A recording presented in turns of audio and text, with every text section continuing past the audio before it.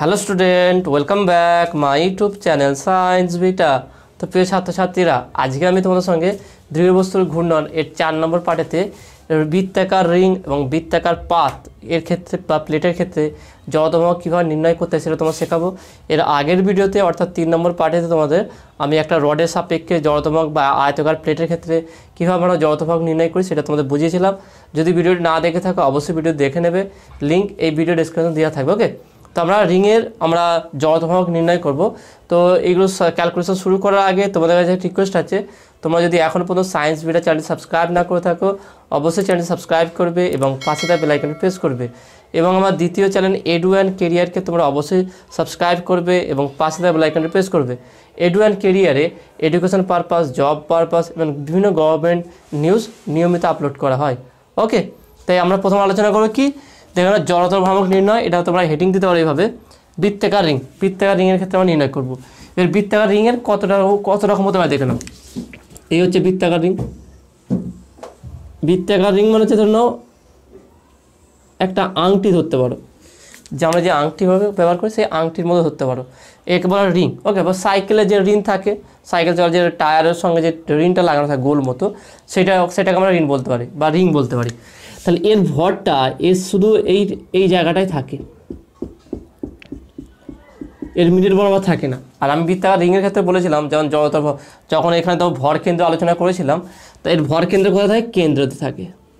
তাহলে এটা কীভাবে ঘুরতে পারে? একটা এই ধরলাম এই কেন্দ্রগামী রেখা, এর সাপেক্ষে ঘুরতে পারে। তাহলে একটা রিং আছে এইভাবে ঘুরছে, এইভাবে রিংকে ঘোরাতে পারি কেন্দ্রের সাপেক্ষে, বা এইভাবে ঘুরতে পারে, এইভাবে ঘুরতে পারে। মানে এটা 3 রকমভাবে ঘুরতে পারে, ব্যাস বরাবর বা কেন্দ্র বরাবর। ওকে, তোমার এরকম গোল একটা রিং আছে, তার সাপেক্ষে এটা এভাবে ঘুরে যাচ্ছে রিংটা। ওকে, এরকম হতে পারে। তাহলে প্রথম যেটা আমরা করব যে ভর কেন্দ্রগামী অক্ষের সাপেক্ষে। তাহলে প্রথম হচ্ছে কি, এর কেস 1টা হচ্ছে কি, কেস 1 হিসেবে আমি লিখে দিচ্ছি এখানে, যে কেন্দ্রগামী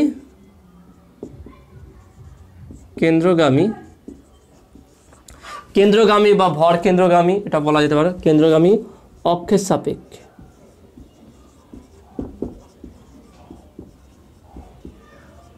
তাহলে তোমরা এটা হেডিং দাও। ছবিটা আমি আরেকটু ভালো করে তোমাদের দেখে দিচ্ছি।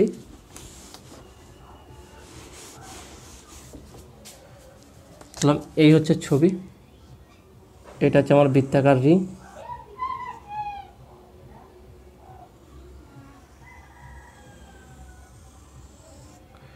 ওকে, এটা হচ্ছে কেন্দ্র। তাহলে এর সাপেক্ষে এটা ঘুরবে। ওকে, এইভাবে ঘুরবে এটা। তো এর ব্যাসার্ধ ধরলাম আমি, আর ধরলাম ব্যাসার্ধ আর। তাহলে এই রিংটার ভর কোথায় আছে? তার এইখানটা আছে। এখানে লিখতে পারি, ধরি বৃত্তাকার রিংয়ের ভর এম এবং ব্যাসার্ধ হচ্ছে আর। ওকে, এবার দেখো না, আমি যদি যে কোনো একটা ভর নিই, এই একটা টুকরো নিলাম, তাহলে ধরলাম M1 ভর, এখানে একটা নিলাম, এটা হচ্ছে M2 ভর, এখানে নিলাম একটা হচ্ছে M3 ভর, এখানে নিলাম হচ্ছে M1 M4 ভর। তো এরকম অসংখ্য n সংখ্যক ভর নিয়ে করতে আছে। এবার দেখুন আমরা প্রত্যেকটা দূরত্ব দেখব। তাহলে এই M1 M2 M1 M2 M3 M4 প্রত্যেকটা ঘূর্ণাক্ষের সাপেক্ষে, আমি যদি বলি এটাকে XY ধরি বা আমি AB ধরলাম, AB। তাহলে AB যে অক্ষটা আছে আমার, সেই AB অক্ষে ঘূর্ণাক্ষের সাপেক্ষে M1 M2 এবং M3 ভর হচ্ছে কি, দূরত্ব কি সব সমান আছে। তাহলে এখানে বলতে পারি, এখানে লিখে দিই, ধরি আবার এটা লিখলাম, এবং এখানে কি লিখলাম, ধরি বৃত্তাকার রিংয়ের ভর M এবং ব্যাসার্ধ R। আবার ধরি বৃত্তাকার রিংটি M1, M2, M3, Mn ভরের সমষ্টি।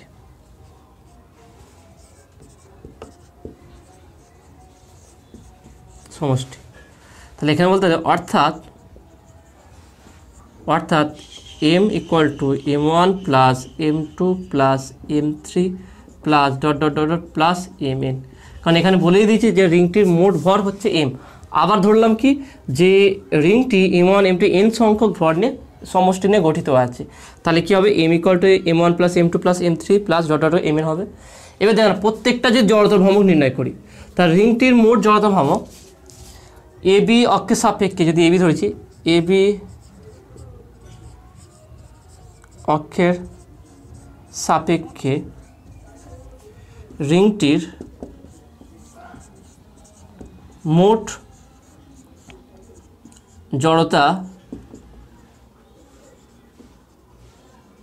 ভ্রামক, তো সেটা কথা হবে দেখেন আই ইকুয়াল টু ধরলাম m1 r স্কোয়ার। দেখেন প্রত্যেকটা দূরত্ব সেম আছে, m1 m2 m3 mn পর্যন্ত যদি নিই প্রত্যেকটা ঘূর্ণাক্ষের সাপেক্ষে দূরত্ব সব সেম আছে, তাহলে আমি বলতে পারি I equal to m1 r square plus m2 r square plus m3 r square plus dot dot dot যাবে এখানে প্লাস mn r স্কোয়ার। যেহেতু প্রত্যেকটা ডিস্টেন্স সেম আছে সেজন্য যদি r স্কোয়ার কমন নিয়ে নিই, তাহলে বা I equal to m1 plus m2 plus m3 plus dot dot dot plus mn, এখানে r স্কোয়ার বাইরে কমন নিলাম, তাহলে m1 plus m2 plus m3 plus dot dot mn, এটা মানে কি m আমি বলেছি। তাহলে এখানে যদি বসিয়ে দিই তাহলে আমি এখানে একটু মুছে দিচ্ছি, তাহলে এখানে বলতে হবে তাহলে বা I equal two m r square. তাহলে দেখে না কত সহজভাবে বেরিয়ে গেল এটা। তাহলে এটা দেখে না মানে এটা যে আরও মানে এর আগে যেটা করেছিলাম তার থেকে এটা আরও সহজ। জাস্ট একটা রিং ধরবে, কেন্দ্রের ছবিটা এটা এঁকে দেবে, প্রত্যেকটা ধরবে টোটাল রিংটার ভর m ধরবে, ব্যাসার্ধ r ধরবে, এবার আবার ধরবে কি ধরলাম এটা m1 m2 m এইভাবে mn পর্যন্ত ভর নিয়ে সমষ্টি নিয়ে গঠিত আছে, তাহলে m ইকুয়াল টু প্রত্যেকটা যোগফল হয়ে যাবে। তাহলে প্রত্যেকটার কণার জড়তা মোট রিংটার জড়তা ভ্রামক কী হবে, প্রত্যেকটার ভরের জড়তা ভ্রামকের সমষ্টি হবে। তাহলে I equal to m1 r square m2 r square m3 r square করে mn পর্যন্ত নেবে, r স্কোয়ার কমন নিয়ে নেবে, ব্যাস I equal two m r square চলে আসবে। ওকে, তো আসলে তুমি এটা বুঝতে পেরেছো। তো নেক্সট এবার যেটা আমি তোমাদের বোঝাবো সেটা হচ্ছে কি ব্যাস বরাবর, আমরা এটা কেন্দ্রগামী করলাম, এবারে ব্যাস বরাবর দেখব। ব্যাস বরাবর দেখুন আরও সহজ আছে, তাহলে বৃত্তাকার রিংয়েরই ব্যাস বরাবর, তাহলে এটাকে আমরা কেস 2 বলতে পারি। আচ্ছা, ব্যাস বরাবর ছবিটা কেমন হবে দেখে নাও। এই হচ্ছে আমার রিং,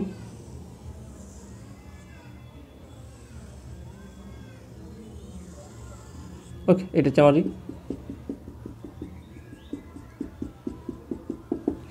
তাহলে ব্যাস বরাবর মানে এইটাও হতে পারে এইটাও হতে পারে, তাহলে এটা হচ্ছে ব্যাস বরাবর আছে। দেখে না ব্যাপারটা তোমাকে একটা এক্সাম্পল দিয়ে দেখাচ্ছি। তাহলে এইটাকে একটা যেহেতু এটা আয়তক্ষেত্র আছে, এটা একটা ধরে নাও, আমি এটা যেটা রিং ধরে মানে গোলাকার ধরলাম, তাহলে ব্যাস বরাবর বলতে কি এই বরাবর বা এই বরাবর, এটা হচ্ছে ব্যাস। আর যেটা এর আগে করলাম কেন্দ্রগামী মানে এইভাবে খাড়া আছে, মানে এটা যদি একটা বৃত্তাকার রিং হয়, এটা যদি একটা বৃত্তাকার রিং হয় তাহলে প্রথম যেটা কেন্দ্রগামী বলতে বোঝাচ্ছে কি এটা থাকবে আর এর সাপেক্ষে এইভাবে ঘুরবে এটা, ওকে এরকম।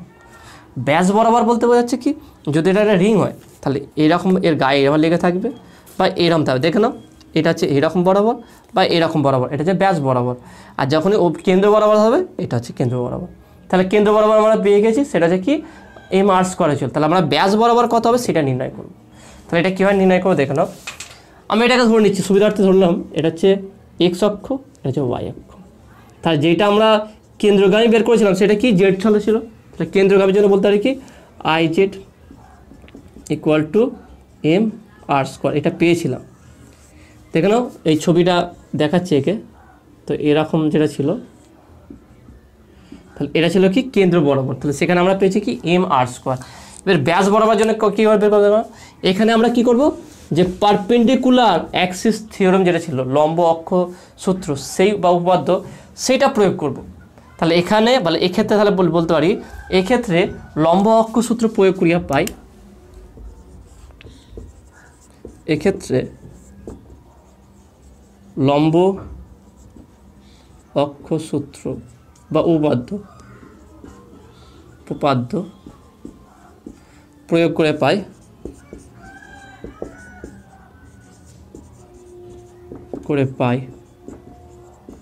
সেটা কী হবে দেখে নাও। তাহলে এটা হচ্ছে IX plus IY equal two IZ বা IAB। ওকে, আমরা এটা IAB, AB সাপেক্ষে, AB অক্ষ ছিল, AB সাপেক্ষে IAB বা IZ একই হতে পারে, কোনো সমস্যা নেই। এটা ধরো না এই ব্যাস, এই রিংয়ের এটা যদি ব্যাস হয় তাহলে কেন্দ্রগামী হলে এইভাবে খাড়া আছে। ব্যাপারটা ভালো করে বুঝে নাও।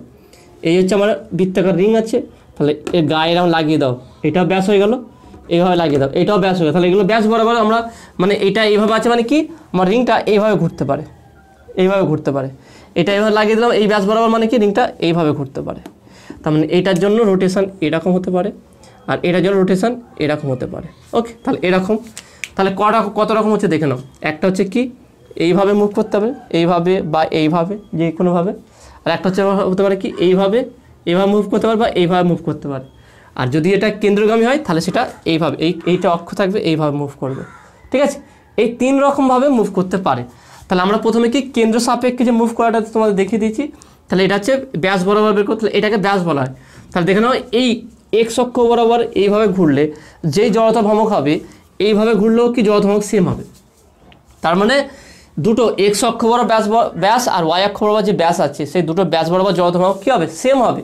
কারণ ব্যাস বরাবর পরস্পর জড়তা ভ্রামক সেম হয়। তাহলে IX আর IY কি সেম হবে। তাহলে এখানে চিত্র বলতে পারি রিংয়ের, বৃত্তাকার রিংয়ের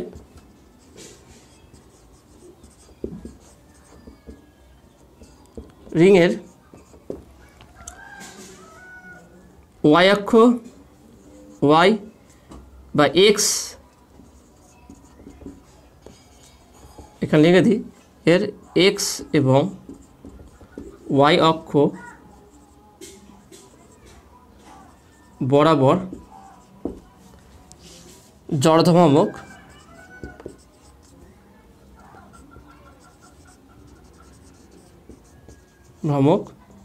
সমান হবে। অর্থাৎ বলতে পারি IX equal to IY equal two I। আমরা এটাকে I ধরলাম। তাহলে এখানে যদি বসিয়ে দিই, তাহলে বসালে কত হবে দেখলাম। তাহলে অতএব I plus I equal to mr², যেহেতু IABটা আমরা mr² পেয়েছি, বা IZ ইকুয়াল টু mr² পেয়েছি। তাহলে বা 2I ইকুয়াল টু mr², তাহলে বা I ইকুয়াল টু 1/2 mr²। তাহলে ব্যাস বরাবর যে কোনো একদিকে, তাহলে এখানে পাচ্ছি কি IX equal to IY equal two mr²/2। তাহলে ব্যাস বরাবর যে জড়তা ভ্রামক হবে সেটা কি mr²/2 হবে।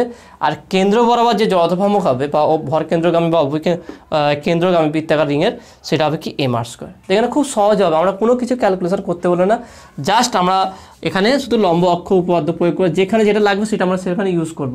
যেহেতু এইটার সঙ্গে এই দুটো অক্ষের সঙ্গে যে অক্ষটা লম্ব আছে, তাহলে এখানে লম্ব অক্ষ প্রয়োগ করতে পারি, প্রয়োগ করে IX plus IY equal to IAB বা IZ বলতে পারি এটাকে। তাহলে দুটো বেড়ে দেখেন বৃত্তাকার রিংয়ের ব্যাস বরাবর জড়তা ভ্রামক সেম হবে। তাহলে IX প্লাস IY, দুটো IX আর IY সেম হচ্ছে, সেটাকে আমি I ধরলাম। তাহলে I ইকুয়াল টু পাচ্ছি কি হাফ অফ mr²। ওকে, তো আসলে তুমি এটা বুঝতে পেরেছো। তো নেক্সট আমি যেটা আলোচনা করছি যে বৃত্তাকার চাকতি বা প্লেটের ক্ষেত্রে জড়তা ভ্রামক। তার নেক্সট এটা একটু চেঞ্জ করে দাও, বৃত্তাকার চাকতি।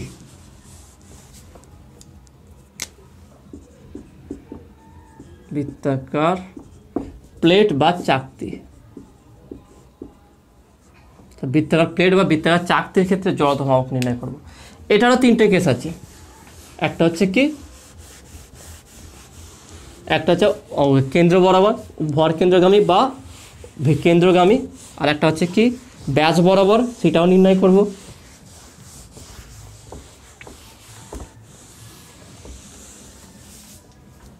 তা দেখে নাও এখানে, তাহলে এই ধরলাম প্রথম আমরা কেস কি, কেস 1টা কেন্দ্রগামী,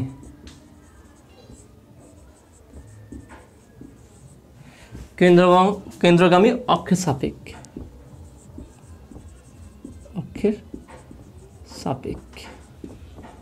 ওকে। তার মানে কি দেখে নাও, এইটা হচ্ছে আমার বৃত্তাকার প্লেট, পুরোটা সলিড আছে, ওকে এরকম। তার এটা হচ্ছে কেন্দ্র, এর সাপেক্ষে। এই কেন্দ্রের সাপেক্ষে কত হবে সেটা নির্ণয় করতে হবে যত হবে।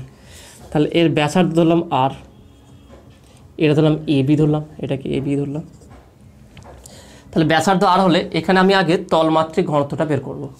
তলমাত্রিক ঘনত্ব কত হবে সেটা আগে নির্ণয় করব, তারপরে এর আমরা ভর আলাদা করে তারপরে এর জড়তাভাগটা নির্ণয় করব। তাহলে যেহেতু ধরি এটা লিখলাম এখানে, ধরি বৃত্তাকার প্লেটের মোট ভর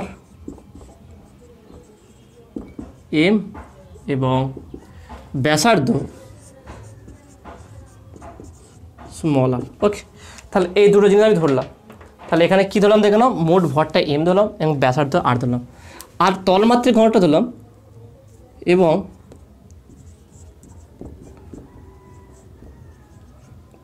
তলমাত্রিক ঘনত্ব হচ্ছে সিগমা। তাহলে এক্ষেত্রে সিগমা ইকুয়াল টু কত আসবে দেখে নাও। অতএব সিগমা ইকুয়াল টু আমরা জানি কি, যে ভর এম বাই ক্ষেত্রফল এ। তাহলে যদি যার ব্যাসার্ধ আর, ভর এম, তাহলে এই বৃত্তাকার চাকতির ব্যাসার্ধ যদি আর হয় তাহলে এর ক্ষেত্রফল কত হয়, পাই আর স্কোয়ার। তাহলে বা বলতে পারি কি sigma equal to M by pi R square. তাহলে এইটা হচ্ছে কি তলমাত্রিক ঘনত্ব, এই চাকতিটির তলমাত্রিক ঘনত্ব। এবারে আমি প্রথম চাইছি একটা এই কেন্দ্রের সাপেক্ষে একটা ক্ষুদ্র দূরত্বে একটা রিং কল্পনা করলাম। ওকে, একটা রিং কল্পনা করলাম যার এখান থেকে দূরত্ব হচ্ছে এক্স এবং এর বেধটা, এইটুকু বেধটা হচ্ছে কি ডিএক্স। এবারটা ভালো করে এটা আমি একটু কেটে নিয়ে দেখাচ্ছি। যদি একটা রিং ভাবি,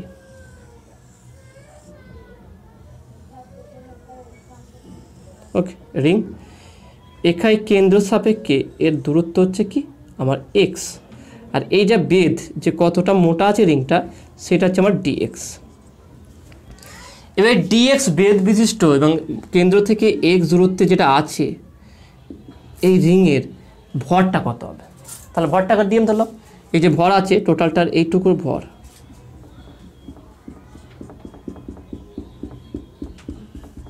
ডিএম ধরলাম। ওকে, তাহলে আমি এটা এখানে লিখে ফেলি। তাহলে এটা একটু মুছে দিচ্ছি, এটা আমি পাশে লিখে রাখছি। আমরা এখানে সিগমা ইকুয়াল টু কী পেলাম, সিগমা ইকুয়াল টু পেলাম M by pi R square. সোজা হিসাব, সিগমা হচ্ছে কি ভর বাই ক্ষেত্রফল। তাহলে এখানে লিখলাম কি, ধরি বা ঘূর্ণাক্ষ এ বি অক্ষ থেকে এ বি অক্ষ থেকে এক্স দূরত্বে ধরি, আমি এটা ধরি লিখলাম, ধরি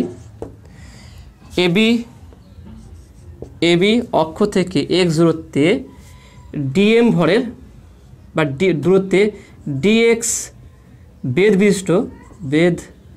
বিশিষ্ট একটি রিং কল্পনা করলাম যার ভর হচ্ছে ডিএম। ওকে, যার ভর ডিএম। ভালো কথা পুরো ক্লিয়ারভাবে বুঝে নেবে ব্যাপারটাকে। আমার একটা রিং আছে একটা, তার মধ্যে আমি টোটালটার জন্য বের করতে গেলে আগে আমাকে এটা ধরে নিতে হবে যে এটা কি, যে ভিতরে যে এখান থেকে অবশ্যই এটা মনে রাখবে আর লেস দ্যান এক্স। ওকে, বা আর এখানে আর লেস দ্যান আর গ্রেটার দ্যান এক্স, আরটা এক্সের থেকে অনেক বড়, কারণ রিংয়ের ভিতরে এটা কল্পনা করা হয়েছে। তাহলে রিংয়ের ভিতরেই ঘূর্ণাক্ষের সাপেক্ষে এক্স দূরত্বে ডিএক্স বেধ বিশিষ্ট একটা রিং কল্পনা করেছি যার ভর হচ্ছে ডিএম। তাহলে এই ভরটা কত, তাহলে আমি বলতে পারি কি, তাহলে এখানে আগে আমার ক্ষেত্রফলটা বের করি। অতএব রিংটির ক্ষেত্রফল আমি ডিএ ধরলাম ইকুয়াল টু কী হবে দেখে নাও, টোটালটার পরিধি 2πx ইন্টু ডিএক্স বেধ। রিংয়ের ক্ষেত্রফলের ফর্মুলা যেটা 2πx পরিধি ইন্টু তার বেধটা কত 2πx ইন্টু ডিএক্স। তাহলে এটা হচ্ছে কি রিংটার পরিধি। ভালো করে বুঝে নাও, এই জিনিসটা বুঝতে পারলে তবে অন্যান্যগুলো ভালো করে বুঝতে পারবে। এটা খুবই একটু মানে ক্রিটিক্যাল টাইপের আছে, এখানটা অনেকজন গুলিয়ে ফেলে যে এখানে কীভাবে আমরা এর জড়তাভাগ নির্ণয় করব। সেই জন্য ভালো করে দেখে নাও যে প্রথমে কি আমি একটা রিং কল্পনা করব, রিংটার আলাদা করে প্রত্যেকটা পার্ট বের করব। তাহলে কি যেটা করলাম সেটা ধরে নেবো যে ঘূর্ণাক্ষের সাপেক্ষে x দূরত্বে dx বেদের একটা রিং কল্পনা করলাম যার ভর হচ্ছে dm। তাহলে এই রিংটার যার ভর dm আর বেদ dx তার ক্ষেত্রফল কত হবে, dA = 2πx dx। ওকে, অতএব রিংটির তলমাত্রিক ঘনত্ব বা তলমাত্রিক ঘনত্ব সেমই তো হবে। তাহলে বলতে পারি অতএব রিংটির ভর এখানে যেমন বলতে পারি, এখানে দেখে নাও, এখানে বলতে পারি কি m = সিগমা ইন্টু পাই আর স্কোয়ার। তাহলে তার মানে সিগমা ইন্টু এ, m = তার মানে এখানে বলতে পারছি যে টোটাল এই চাকতিটির বৃত্তাকার চাকতিটির টোটাল ভর কি হচ্ছে তলমাত্রিক ঘনত্ব ইন্টু কি ক্ষেত্রফল, টোটাল ক্ষেত্রফল, টোটালটার জন্য বের করেছি। তাহলে আমি যদি বলি রিংটির ভর, অতএব রিংটির ভর কত হবে, dm = কি বলতে পারি একই ফর্মুলা অনুযায়ী, যেহেতু m হয়ে যাবে সিগমা এ আর এখানে dm হয়ে যায় কী হবে সিগমা ডিএ হবে। ওকে, তাহলে সিগমার মানটা বসিয়ে দিই, সিগমা কী আছে দেখে নাও, সিগমা এটা আমার সিগমা হচ্ছে m by pi R square into ডিএটা কত আছে দেখে নাও 2πx dx। একটা জিনিস মনে রাখবে, তলমাত্রিক ঘনত্ব বা রৈখিক ঘনত্ব যাই বলো সেটা সর্বদা সমান হবে। ঘনত্ব বোঝা যাচ্ছে কি একক ক্ষেত্রফলে বা একক আয়তন বা একক দৈর্ঘ্যে আমার কতটুকু ভর আছে, তা সেটা সব জায়গায় সমান আছে। সুষম যদি ঘনত্ব হয় তাহলে সমস্ত জায়গায় ঘনত্ব তো সেম হবে, কম বেশি হবে না। তাহলে আমার সিগমাটার মান পরিবর্তন হবে না, একই থাকবে। তাহলে এখানে না কী পেলাম, dm = সিগমা ডিএ, তা সিগমার মানটা m by pi R square বসলাম ইন্টু 2πx dx। এখানটা আমি এই পাই কেটে দিচ্ছি, তাহলে পাচ্ছি কি dm = কত পাচ্ছি দেখো না, এখানে পাচ্ছি কি আমরা 2m by R square x dx। তাহলে এটা কি পেলাম, এটা পেলাম কি রিংটির ভর। ওকে, রিংটির ভর পেয়ে গেলাম। এবার রিংটির জড়তা ভ্রামক কত হবে, যদি এর সাপেক্ষে, তার রিংটির জড়তা ভ্রামক, তাহলে এখানে বলতে পারি এবি অক্ষের সাপেক্ষে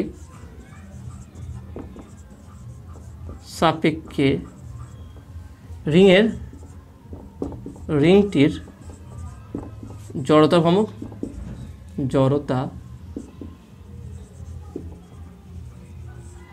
ভ্রামক সেটা কী হবে দেখে নাও, আমি ডিআই ধরলাম, ডিআই কারণ ক্ষুদ্র টোটালটা আমরা চাকতির জন্য বের করবো, এটা শুধু রিংয়ের জন্য করে সেটাকে পরে ইন্টিগ্রেশন করতে 0 to r পর্যন্ত জন্য ডিআই = তাহলে কী হবে দেখে নাও যে এখান থেকে ডিস্টেন্স কী আছে এক্স, তাহলে x² dm x²।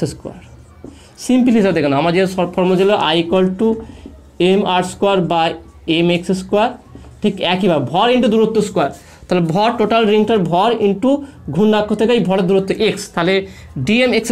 তাহলে মানটা যদি আমি এখানে বসিয়ে দিই কী হবে দেখে নাও, তাহলে মানটা যদি আমি এখানে বসিয়ে দিই কী আসবে, তাহলে বা di = dm এর মান কী পেয়েছি দেখে নাও 2m by R square into x dx into x²। তাহলে কত পাচ্ছে দেখো 2m by R square into x² আর x³ dx। তাহলে এটা ডিআই। তাহলে আমরা রিংটির জড়তা ভ্রামক বের করলাম। এবার হচ্ছে টোটাল চাকতিটি, তাহলে কী হবে, তাহলে আমরা তো এখান থেকে এক্স নিয়েছি, তাহলে টোটাল চাকতিটা বের করতে কী হবে এখান থেকে আর পর্যন্ত 0 to r। তাহলে এখানে লিখতে হবে অতএব, তাহলে এইটা হচ্ছে মেন কাজ। এবারে খুব সহজ হয়ে গেল, এই কাজ এতটুকু কাজটা ছিল মেন, এই প্রত্যেকটা স্টেপ তোমাকে বুঝতে হবে কীভাবে এগুলো আসলো। তো নেক্সট কী হলো, অতএব বৃত্তাকার চাকতিটির এবি অক্ষের সাপেক্ষে জড়তা ভ্রামক তাহলে কী হবে i = ইন্টিগ্রেশন 0 to r। তাহলে এটা হচ্ছে আমার 0 ডিস্টেন্স, এখান থেকেই r এতটুকু 0 to r, এটাকে করব 2m r² into x³ dx। ওকে, তার মানে এটাকে ইন্টিগ্রেশন করলেই আমার উত্তরটা বেরিয়ে যাবে। তাহলে দেখো না কী করে করবো দেখো না, তাহলে এখানে আমি একটু মুছে দিচ্ছি, তাহলে বা i = এখানে ধ্রুবকটা বার করেছি 2m r², ভর তো পরিবর্তনশীল হবে না, টোটাল চাকতির ভর সেম হবে, তো 2m/r² ডিস্টেন্সটা এটা বের করে নিলাম। তাহলে এখানে integration 0 to r x³ dx। তাহলে এখানে একটা সিম্পল ইন্টিগ্রেশন x⁴n dx এর ইন্টিগ্রেশন সেটা করব। তাহলে 2m/r² ইন্টু এটা ইন্টিগ্রেশন করলে কী হবে x⁴/4।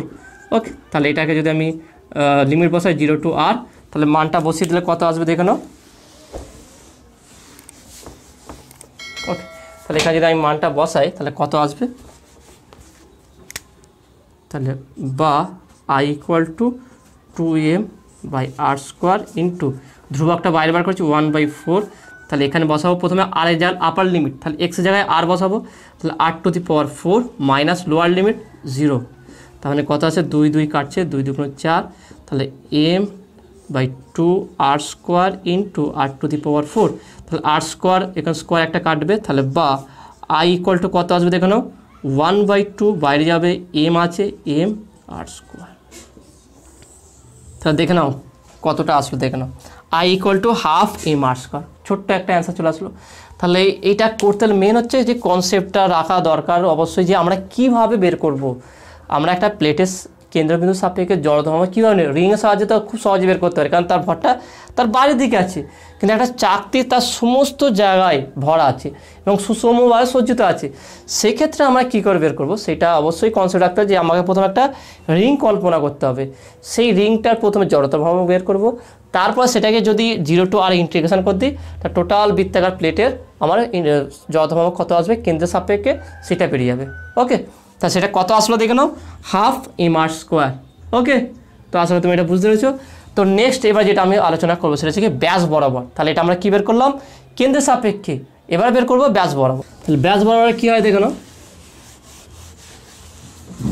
এইটাও ঠিক রিংয়ের মতনই হবে। ব্যাস বরাবর খুব সহজ, যেমন এখানে যে আমরা কেন্দ্র বরাবর জন্য এতটা ক্যালকুলেশন করলাম, ব্যাস বরাবরের জন্য কোনো ক্যালকুলেশন করতে হবে না, ডাইরেক্ট হয়ে যাবে দেখে নাও।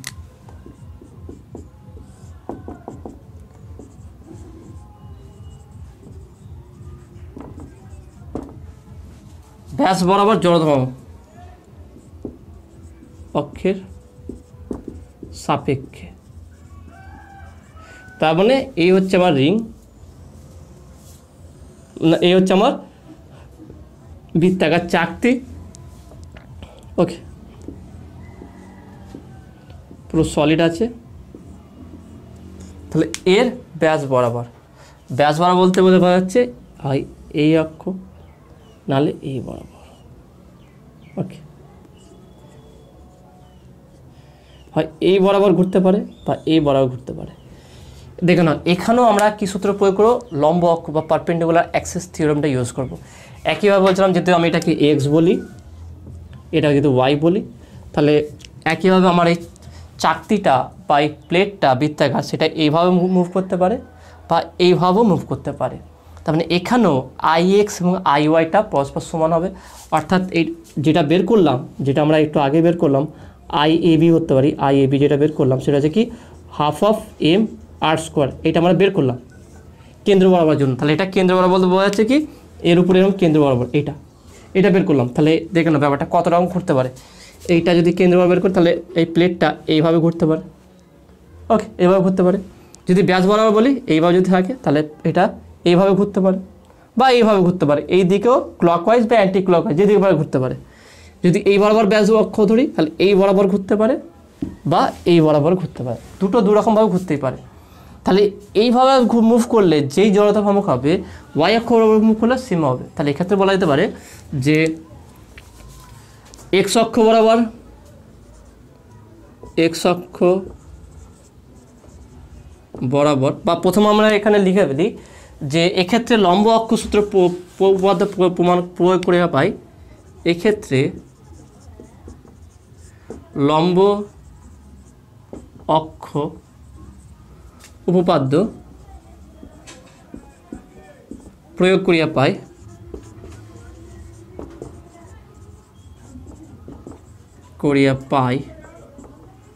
সেটা কি হবে IX plus IY equal to IAB।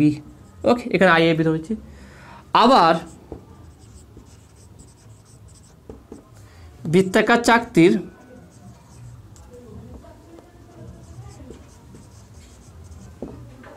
চাকতির X অক্ষ এক্স এবং ওয়াই অক্ষ বরাবর জড়তা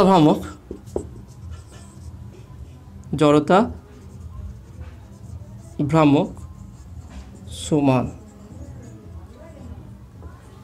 অর্থাৎ বলতে পারি I X equal to I Y equal to I. Okay, এটা ধরলাম। তাহলে এখানে বসে দিই, তাহলে অতএব I plus I equal to 1/2 mr square, তাহলে বা 2i equal to half of mr square. তাহলে এখানে বলতে পারি, তাহলে বা i equal to 1/4 mr square. তার মানে এখানে দেখে নাও যে ব্যাস বরাবর জড়তার ভ্রামকটা কত হচ্ছে 1/4 mr স্কোয়ার। তাহলে এখানে তিনটে যদি আমি লিখে ফেলি, যে তাহলে আমি যদি তিনটে অক্ষ দ্বারা দেখাই, যে আই জেড বৃত্তাকার চাকতির আই জেড কত হবে 1/2 mr স্কোয়ার।